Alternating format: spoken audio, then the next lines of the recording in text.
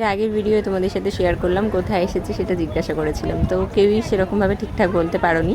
আমি এসেছি কলকাতার রথ দেখতে। কলকাতায় ধর্মতলায় যে রথ থাকে, মানে ইস্কন মন্দিরের রথ যে ধর্মতলায় এসে মাসির বাড়িতে এক সপ্তাহ থাকে, আমি সেখানে এসেছি রথ দেখতে।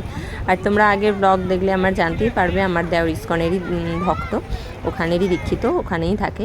তো সেই কারণে ও প্রত্যেক বছরই আসার জন্য বলে।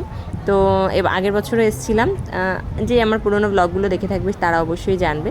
আর এবছরও এসেছি। তো এই যে আমরা এখানে চলে এসেছি সন্ধ্যেবেলা, আজ রবিবারের বাজার, প্রচণ্ড ভিড়, মানে এত ভিড় যে ঠিক করে ভিডিওগুলো আমি নিতেও পারিনি। আর এই যে 3টে রথ, জগন্নাথ, বলরাম আর সুভদ্রা দেবীর রথ। তো সবাই রথ দর্শন করে নাও। আর পাশেই যে মন্দিরটা, এই যে মন্দিরটা দেখতে পাচ্ছ, এখানে জগন্নাথ দেব স্বয়ং বিরাজমান। তো চলো, আমি এখানে ভিডিওগুলো ছোটো ছোটো ক্লিপের মাধ্যমে তোমাদের সাথে শেয়ার করার চেষ্টা করি। তোমরা যে ভিডিওগুলো দেখছো অবশ্যই ইউটিউব থেকে দেখলে একটু সাবস্ক্রাইব করে দিও, ফেসবুক থেকে দেখলে একটু ফলো করে দিও। তো চলো, পরের ভিডিওগুলো আসছে ছোটো ছোটো ক্লিপে, অবশ্যই সাথে দেখো। টাটা।